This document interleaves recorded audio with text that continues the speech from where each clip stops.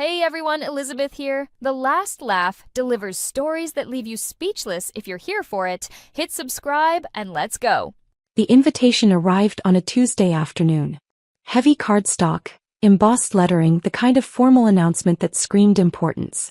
Richard Foster and family cordially invite you to the Chamber of Commerce Annual Awards dinner. I opened it carefully, expecting the usual family gathering details. Instead, tucked inside was a handwritten note from my sister Claire on her monogrammed stationery. Rachel, Dad's receiving the Community Leadership Award this year. It's black tie, very formal. The governor will be there along with all of Dad's business associates and their families. Perhaps it's best you skip this one. You know how these events are. Claire. I read it twice. The message was clear even without her saying it directly. Don't come. You'll embarrass us. My phone buzzed 30 seconds later. The family group chat. Claire, everyone got their invitations for Dad's big night, right? Mom's handling the table arrangements. It's going to be incredible. Mom, so proud of your father. 25 years building Foster and Associates, and finally the recognition he deserves. My brother Marcus, already got my tux fitted. Sarah's wearing that designer gown. This is huge. Claire.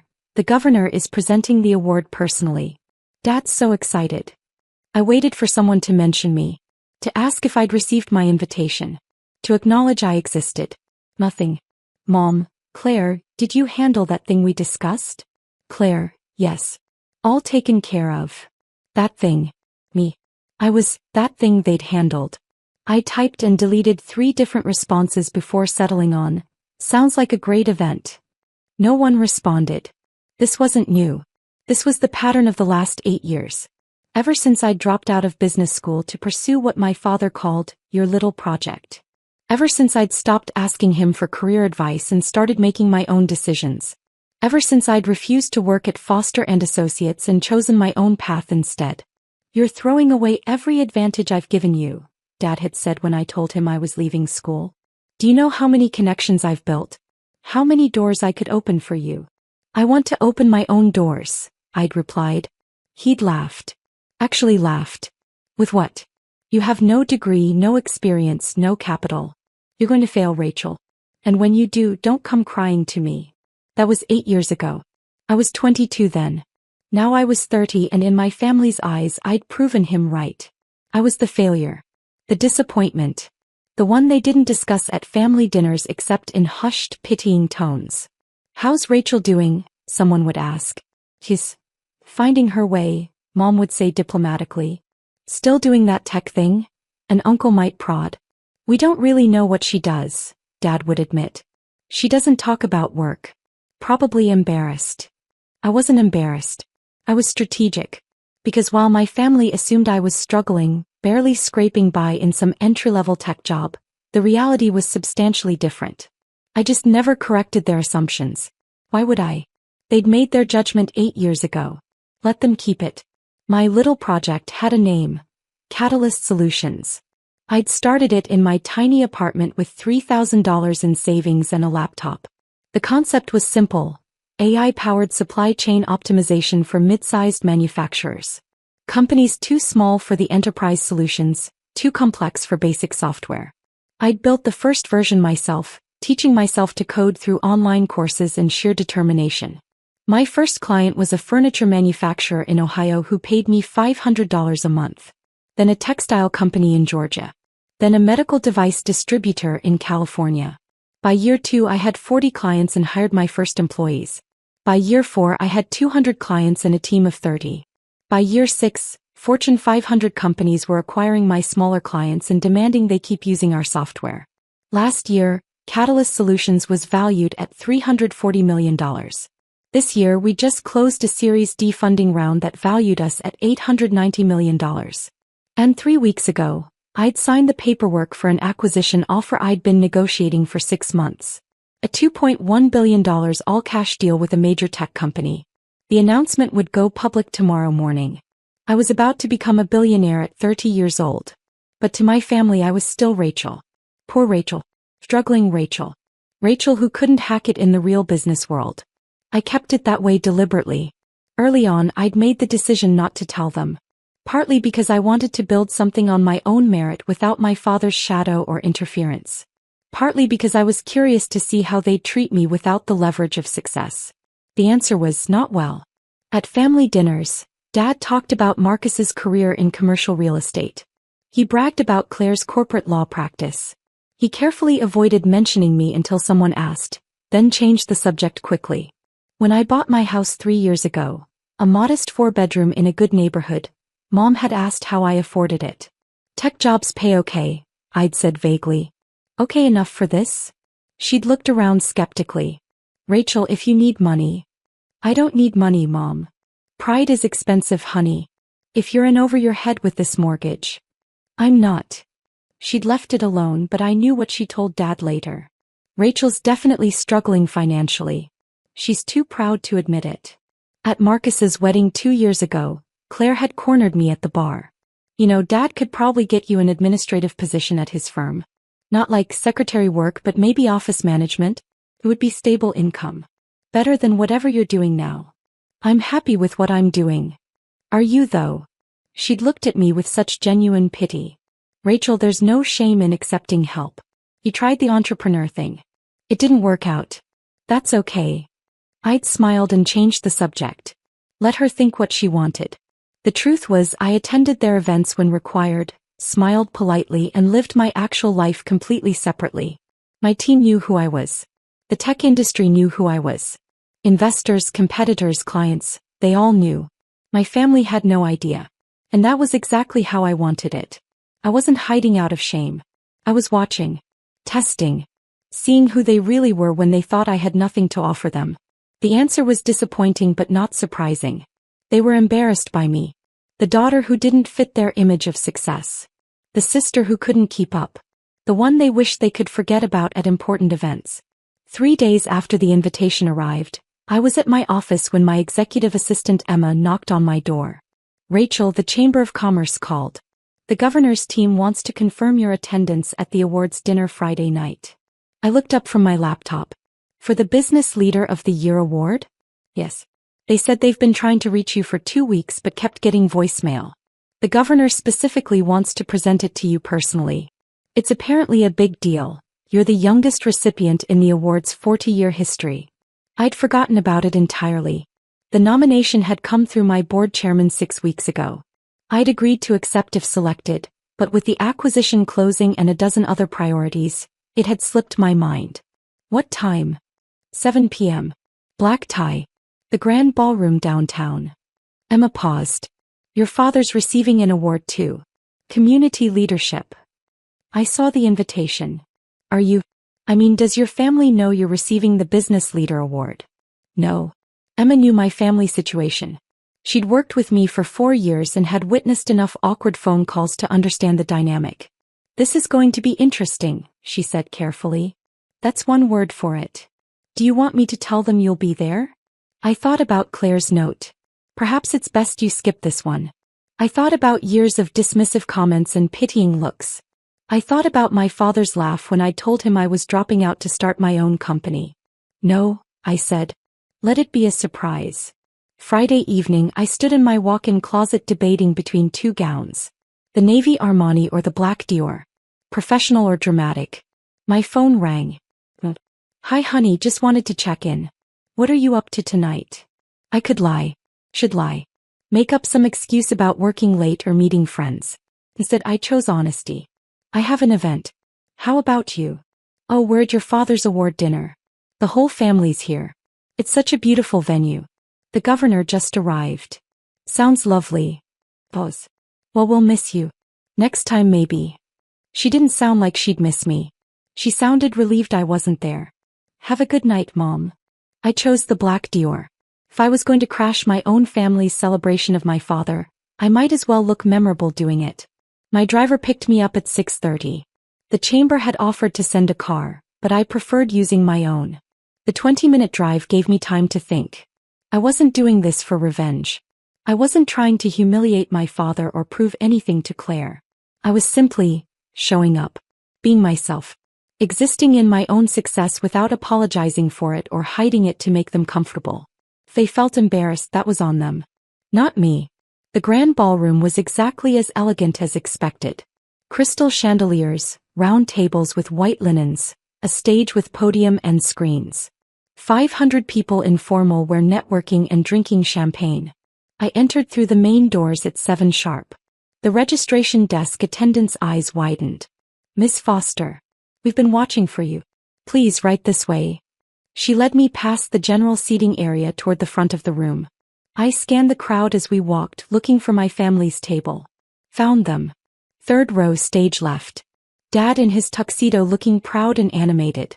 Mom in a champagne-colored gown. Claire and her husband. Marcus and his wife Sarah.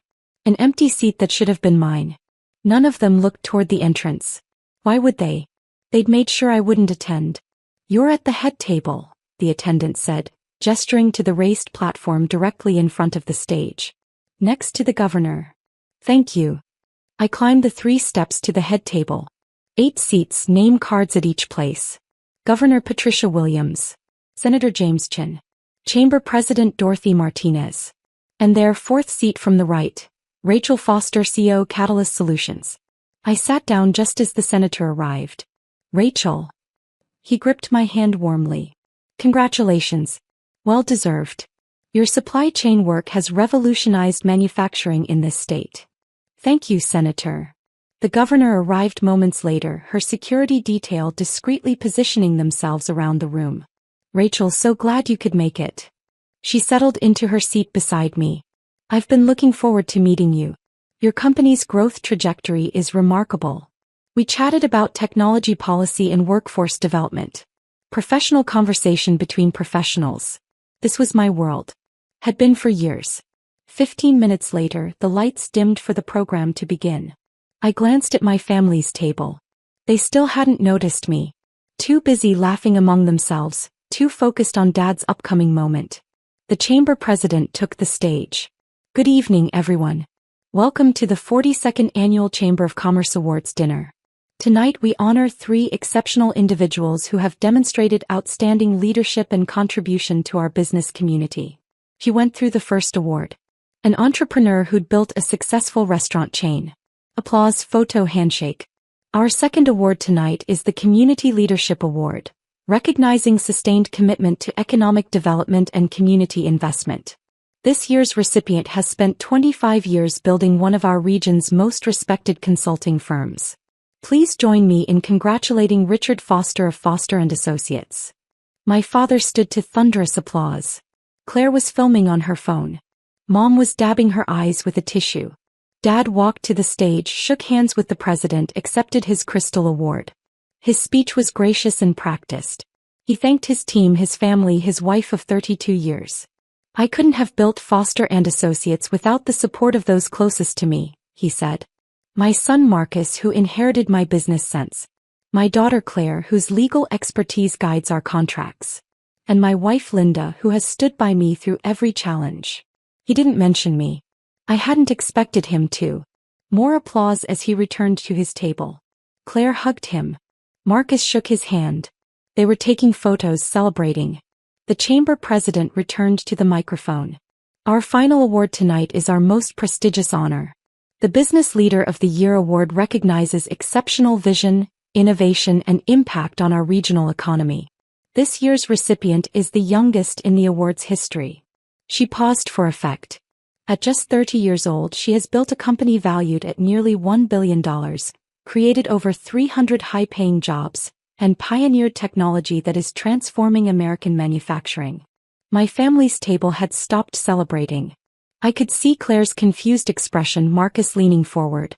She started her company 8 years ago with no outside capital, no business degree, and no connections. Today, Catalyst Solutions serves over 2,000 clients and is being acquired by a Fortune 100 company for $2.1 billion. Mom's hand went to her mouth. Dad had frozen, his award still in his hands.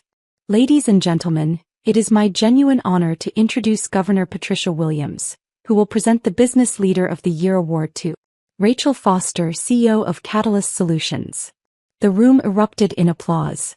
I stood and the spotlight found me at the head table. I walked to the stage, very aware of every eye in the room now tracking my movement. The governor met me there, smiling genuinely. Rachel Foster, she said into the microphone, I have been watching your company's trajectory with great interest. What you've built exemplifies everything we hope to encourage in our state's business environment. Innovation, job creation, technological advancement. On behalf of the Chamber of Commerce and the people of this state, congratulations. He handed me the award. It was heavier than Dad's, I noticed. A crystal sculpture with my name already engraved. The applause continued. I looked out at the audience and found my family's table. Dad's face was completely pale. Mom looked like she might faint. Claire's mouth was literally hanging open. Marcus had dropped his napkin and forgotten to pick it up. I stepped to the microphone. Thank you, Governor Williams, Madam President, distinguished guests. This is truly unexpected. A polite lie. 8 years ago I started a company because I believed I could solve a problem that was costing American manufacturers billions in inefficiency. I had no funding, no impressive credentials, and frankly no idea if it would work. I saw Dad shift uncomfortably in his seat. What I did have was conviction. A willingness to work harder than anyone else.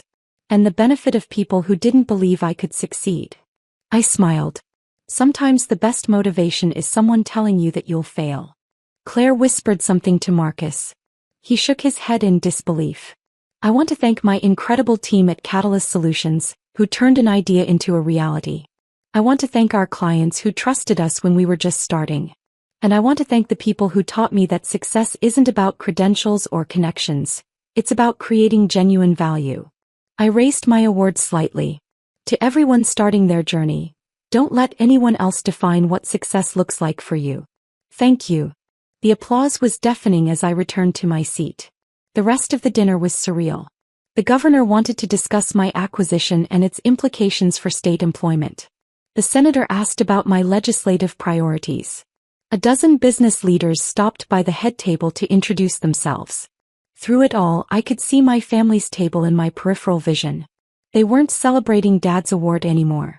They were having what looked like an intense, hushed conversation. Claire kept looking at her phone, presumably searching my name. Mom was crying, though I couldn't tell if it was shock or something else. Dad sat rigid, his face unreadable.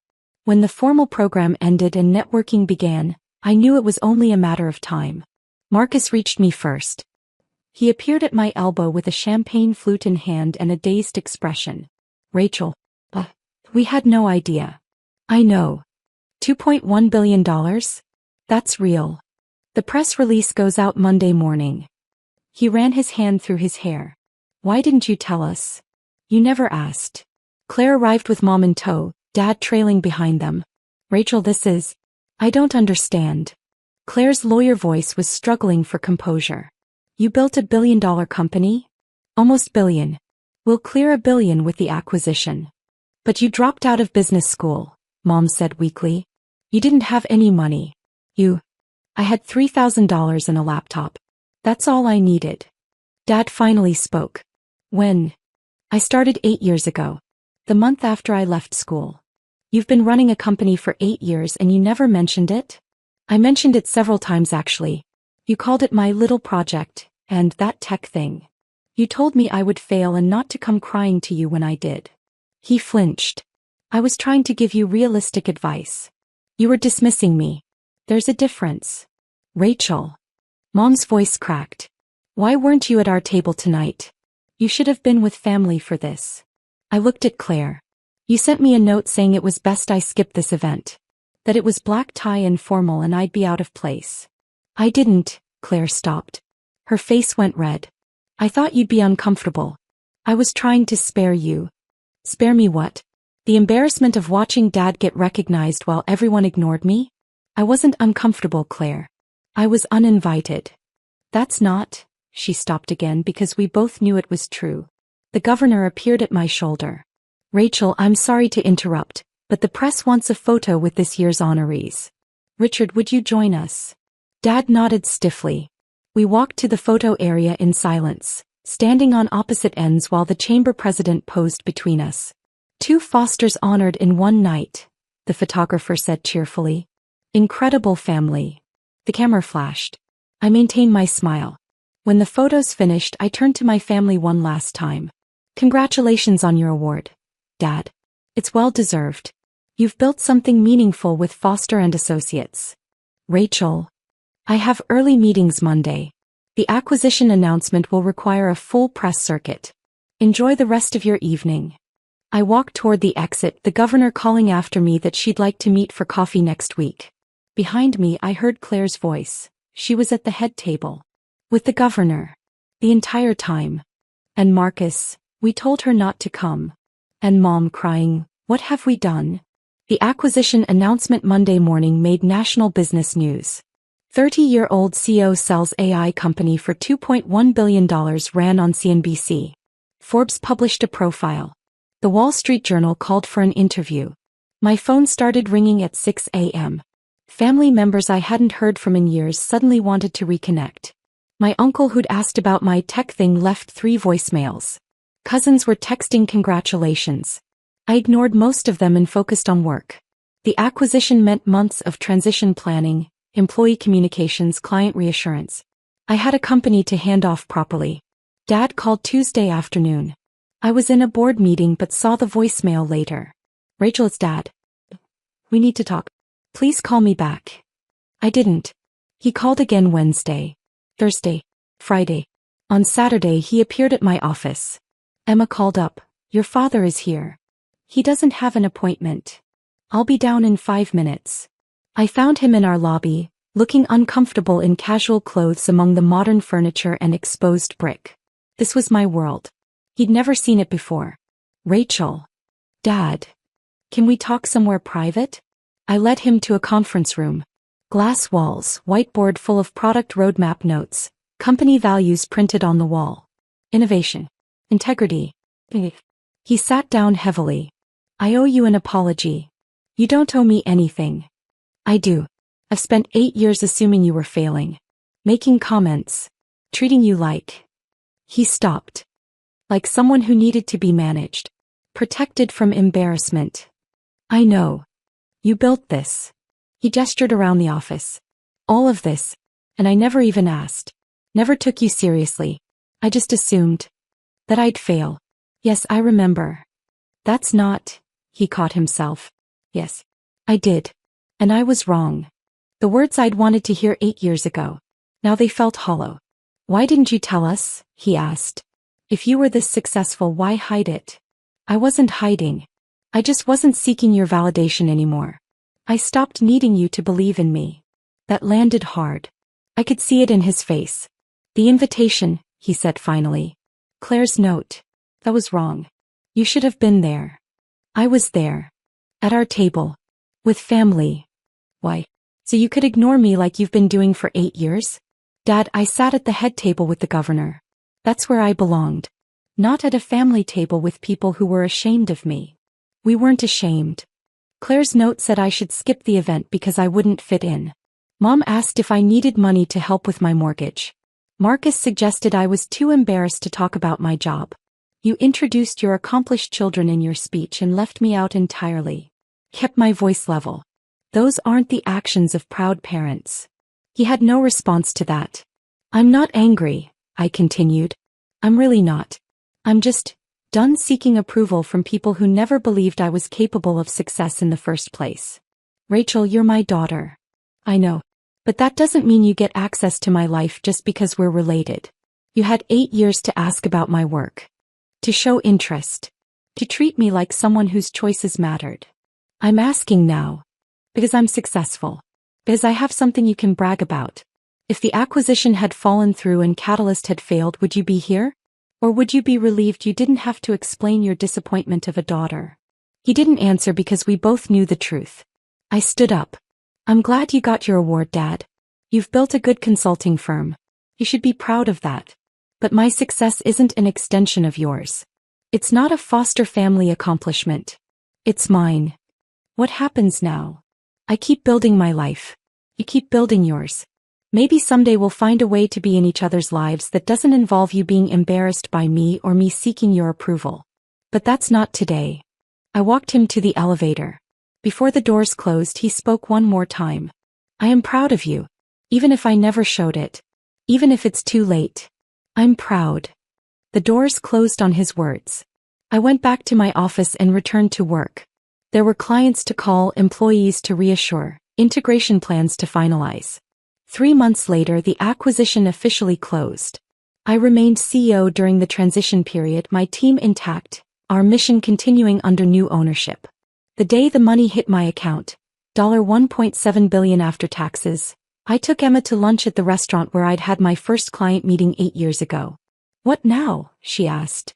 "Now I start thinking about the next thing. Another company? Maybe. Or investing. Or teaching. I'm 30 years old and financially set for life. I can do anything." My phone buzzed. A text from Claire. "Can we talk? Not about business. About family. About being sisters. I know I don't deserve it, but I'm asking anyway." I stared at the message for a long moment. Emma watched me. "You don't owe them anything, you know." "I know. But they're still my family. Even when they're terrible at it."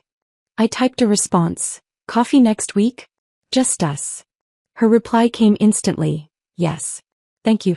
I'm sorry, Rachel. For all of it." I put my phone away and looked out the window at the city where I'd built something from nothing. Where I'd proven to myself, not to them, to myself, that I was capable of extraordinary things. Some bridges burn completely. Some can be rebuilt slowly with new foundations.